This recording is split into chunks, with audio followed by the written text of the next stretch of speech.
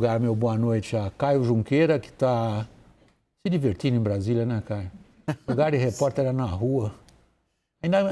Ou nas esquinas, aí bem que Brasília não tem, mas... Boa noite, Caio Junqueira. Boa noite, Raquel Landim. Vamos lá, a Justiça mandou a Polícia Rodoviária Federal desobstruir imediatamente as rodovias interrompidas por caminhoneiros que não aceitam a vitória de Lula nas eleições. Os protestos começaram já na noite da votação no domingo e se expandiram por 24 estados brasileiros, enquanto o presidente Jair Bolsonaro guarda desde então um silêncio total sobre o resultado das eleições. O repórter Leandro Magalhães traz as últimas informações ao vivo de Brasília. Leandro, boa noite. William, muito boa noite para você, boa noite a todos. William, o presidente Jair Bolsonaro foi pela manhã ao Palácio do Planalto, se reuniu com alguns ministros e assessores próximos. Ele, durante o dia, analisou números da votação do domingo em várias regiões do país. À tarde, Jair Bolsonaro retornou ao Palácio da Alvorada, onde permanece agora com a família. Mais cedo havia uma expectativa para um pronunciamento hoje, no entanto, a Secretaria de Comunicação do governo negou aos jornalistas aqui no Palácio da Alvorada a possibilidade da fala do presidente. E durante o dia, ao menos 24 estados, mais o Distrito Federal, tiveram manifestações em rodovias contra a vitória do presidente eleito do PT, Luiz Inácio Lula da Silva, segundo o levantamento da CNN Brasil. Os dados foram repassados pela Polícia Rodoviária Federal de cada estado. Segundo a PRF, até 9h10 da noite, o total de ocorrências de rodovias federais no Brasil era de 236. 75 já foram desfeitas. O ministro Anderson Torres, agora há pouco, ele postou nas redes sociais que monitora minuto a minuto a situação e que determinou reforço no efetivo. E agora uma última informação, o presidente do Tribunal Superior Eleitoral, o ministro Alexandre de Moraes, determinou que a Polícia Rodoviária Federal e as PMs dos estados desbloqueiem de imediato todas as rodovias federais. Ele impõe multa de 100 mil ao diretor-geral da Polícia Rodoviária Federal e autoriza a prisão em flagrante dele em caso de desobediência. Eu volto ao estúdio, William. Leandro, obrigado. Boa noite para você em Brasília. Caio Junqueira, são dois aspectos, na verdade, uma coisa só, Caio. Esse silêncio do presidente é evidentemente entendido pelos manifestantes, pessoal que não aceita o resultado das urnas, como um sinal, prossigam o que vocês estão fazendo. Em que medida há evidências um pouco mais concretas dessa ligação entre baderna, que não tem outro nome isso, porque impedir as pessoas de irem via é baderna, isso não é protesto político, e ao mesmo tempo o silêncio de Jair Bolsonaro? Bom, vamos lá, William, boa noite, Raquel. William, tem sim essa leitura ali de alguns integrantes ali do governo, próximos ao presidente Jair Bolsonaro, essa leitura quase que óbvia, né, de que o silêncio funciona quase que como um combustível para essas manifestações nas rodovias e outras manifestações de desconforto em relação ao resultado eleitoral. Isso é um dado da realidade que não tem como a gente negar e nem mesmo o entorno do presidente Jair Bolsonaro. Agora tem um outro dado também que estamos ouvindo desde ontem à noite, do presidente quase completamente desnorteado ali com o resultado eleitoral, não aceitando o resultado eleitoral, fazendo relatos de que foi roubado, que foi injustiçado, e tem essa questão também de para quem ele perdeu, né? O inimigo da vida, o adversário da vida, né? Toda a trajetória do presidente Jair Bolsonaro, acho que desde quando ele era jovem ali no interior de São Paulo, sempre teve essa referência da esquerda, do comunismo, dos vermelhos como um adversário. Então você imagina, ele chega à presidência da República e perde pela margem de votos que ele perdeu, também tem toda essa questão. O que eu ouvi desde cedo hoje aqui é de que o presidente estava tateando, né, tanto o universo político quanto fora dele, para avaliar o que fazer, como fazer. E tem uma dicotomia básica, elementar, e eu já estou encerrando meu raciocínio, que é fazer, vamos dizer, a resistência por dentro da política ou por fora da política. E há um consenso, e o que nos relataram é que ele já se convenceu de que se ele for por fora da política, ele não terá espaço para voltar pela política daqui a 4 anos. Então, houve um processo de convencimento, esse é o relato que nos fizeram, de que ele tem um capital político, perdeu a eleição, mas precisa administrar esse capital político para tentar liderar a oposição e voltar em 2026. Caio, deixa eu voltar ao começo da sua resposta. Você disse que ele não está aceitando o resultado? Sim. Em princípio, ele não aceitou o resultado. Mas os relatos que nos fizeram é que ele foi, ao longo do dia, nas últimas 24 horas, sendo convencido de que a melhor estratégia, se ele quiser estabelecer uma relação de liderança da oposição, de administração do capital político que ele obteve, ainda que derrotado, mas obteve aí 50, 60 milhões de votos, e tentar voltar em 2026 e ser a principal antítese, continuar sendo a principal antítese do Lula, teria que ser pelos caminhos por dentro do jogo democrático, e não por fora do jogo democrático. A gente volta a isso, Caio. Estamos, você, a Raquel e eu aqui, a gente tem tempo suficiente para elaborar esse ponto aí. É que me chamou muita atenção a sua afirmação. Raquel, a greve, não dá para falar de greve. Greve é uma outra situação em 2018 do que a que a gente registra hoje. A greve tinha como ponto de partida o entendimento de uma categoria profissional, que os seus esforços eram sempre bloqueados pelo sistema, que eram gente que saía de manhã para trabalhar e não conseguia pôr comida à noite. Havia um forte apoio popular. Dessa vez é contestação de um resultado eleitoral, ponto. Dessa vez estão contestando o resultado que saiu das urnas. É um jogo básico na democracia. O resultado das urnas se respeita, ponto. Então, é baderna. É diferente de chamar de greve. Em que medida isso já estava afetando, por exemplo, o agronegócio?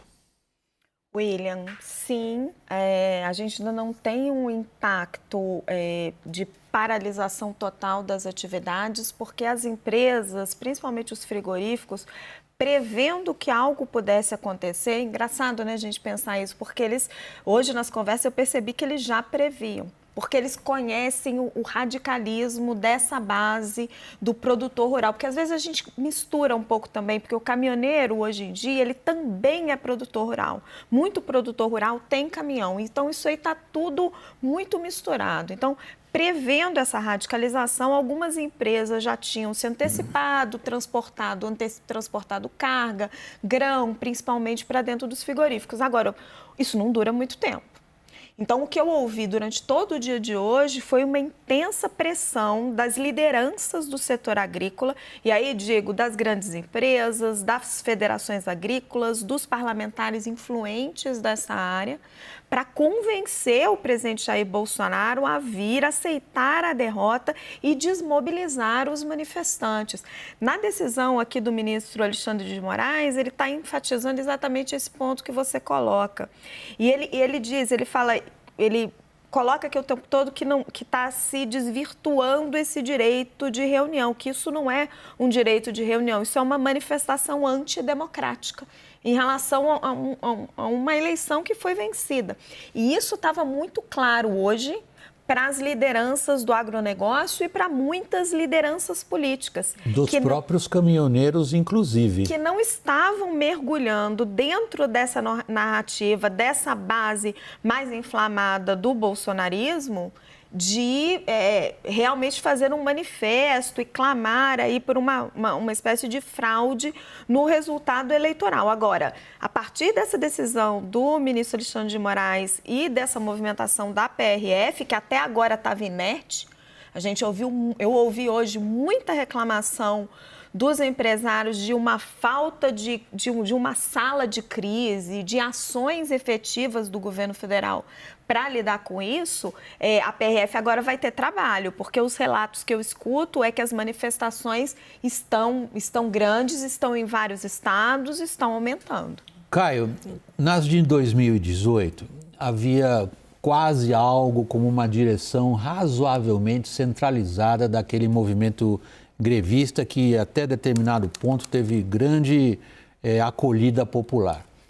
Desta vez a gente observa que são movimentos muitas vezes desconectados uns dos outros, evidentemente incentivados sobretudo pelo canal Telegram, que está sendo colocado, alguns desses grupos estão sendo colocados no ar imediatamente, mas do ponto de vista do centro do poder em Brasília, Havia qualquer preocupação ou simplesmente uma certa, digamos, deixa o psico pegar fogo?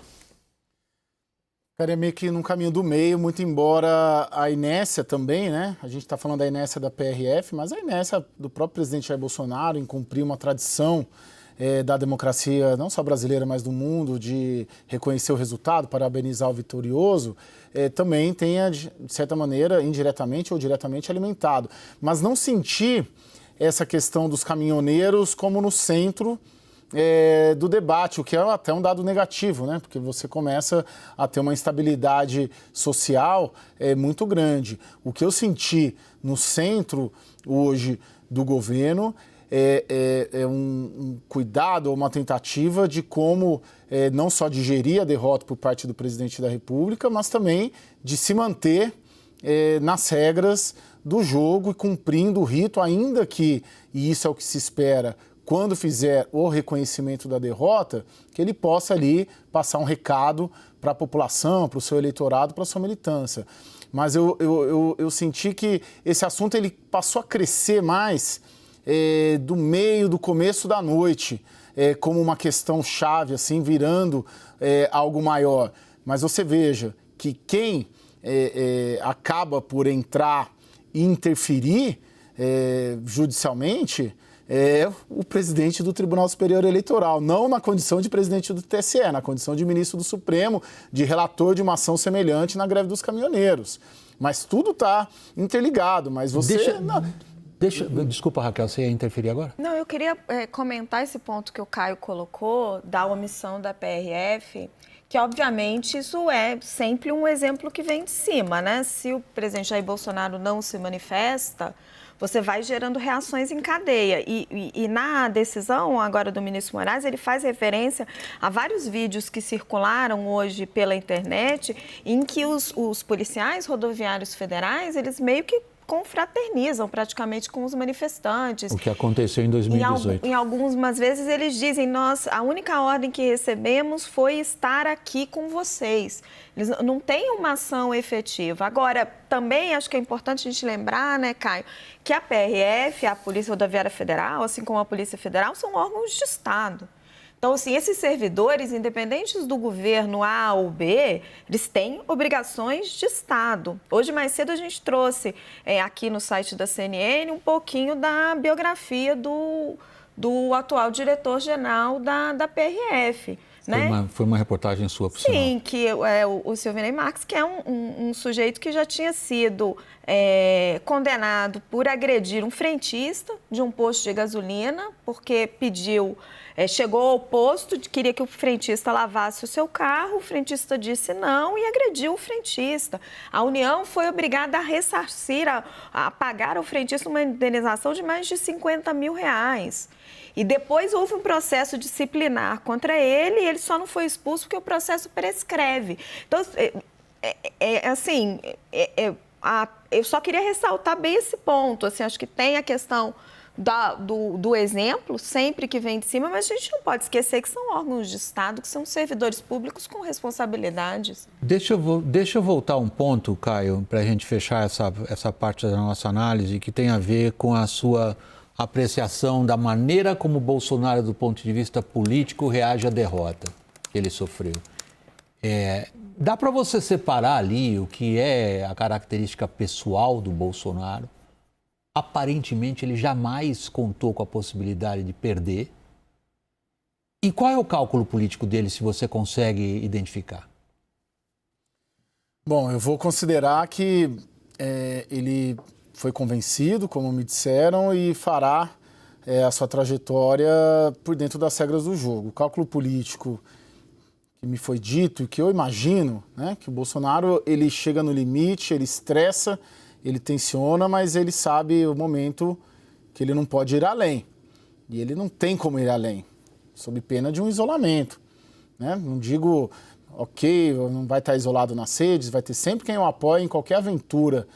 Mas se ele quiser se estabelecer como uma liderança política, administrar o capital político que ele obteve, um ministro seu ganhou o Palácio dos Bandeirantes numa primeira eleição, bancada no Senado, partido com mais de 100 deputados na Câmara, ele tem que, de alguma maneira, rever esse processo. E ele está...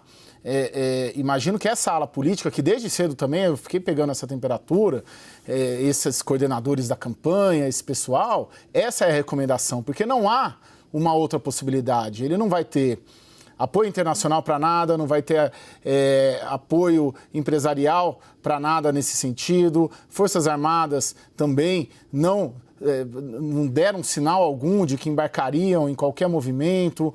Então, ele não tem uma outra saída se não administrar. E se você olhar, se ele olhar, os seus apoiadores ou o governo olhar sob alguma ótica, é possível tirar um avanço da centro-direita, não há um outro ali adversário nesse campo da extrema, da centro-direita, para fazer que seja popular, que tenha um apoio orgânico na sociedade brasileira, como demonstrado, é o que ele demonstrou.